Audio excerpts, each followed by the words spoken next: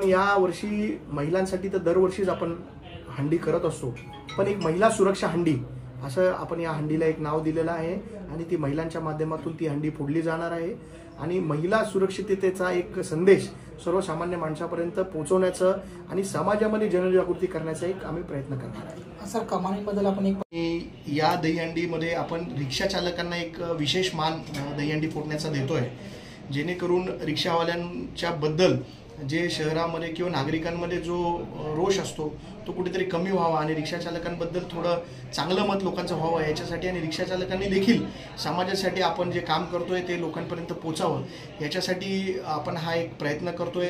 रिक्षा चालकांना एक संधी देऊन रिक्षा चालकांबद्दलचं लोकांचं मत बदलण्याचं आणि लोकांमध्ये त्यांच्याबद्दल एक चांगली भावना निर्माण करण्याचा आमचा एक प्रयत्न आहे। कारण रिक्षा चालक आपण बघितलं असेल तर अनेक वेळा रिक्षा चालक एक चांगलं काम या शहरासाठी करत असतात। ॲम्ब्युलन्सची व्यवस्था नसेल तेव्हा पेशंटला हॉस्पिटलपर्यंत पोहोचवणं, त्याचबरोबर पेशंट काही लोकांचे दागिने जेव्हा ह्याच्यामध्ये राहतात रिक्षामध्ये ते परत देण्याचं काम किंवा अनेक वेळा इमर्जन्सी सिच्युएशनमध्ये रिक्षावाले चांगल्या पद्धतीने काम करत असतात। त्यांचं हे काम लोकांपर्यंत पोहोचवण्यासाठी आमचा एक प्रयत्न आहे। काय सांगाल?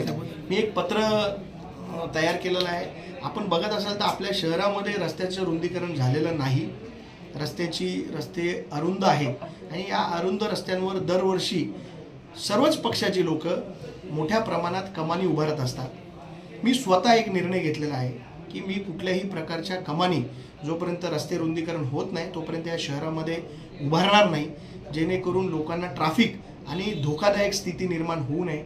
आपण बघितलं असेल तर या कमानींमुळे मोठ्या प्रमाणात शहरामध्ये ट्रॅफिक जॅमची समस्या लोकांना सहन करावी लागते आणि मी माझा निर्णय तर घेतलेलाच आहे, परंतु मी एक खुलं पत्र देखील सर्व पक्षांना लिहिलेलं आहे की या कमानींचा जो पाऊस पडतो आपल्या शहरामध्ये आणि त्यांच्यामुळे जी ट्रॅफिकची समस्या निर्माण होते त्याच्यासाठी आपण सगळ्या पक्षांनी एक जबाबदारीने वागलं पाहिजे आणि या शहरामध्ये कुठेही कमानी उभारल्या नाही पाहिजे अशी विनंती मी सर्व पक्षाची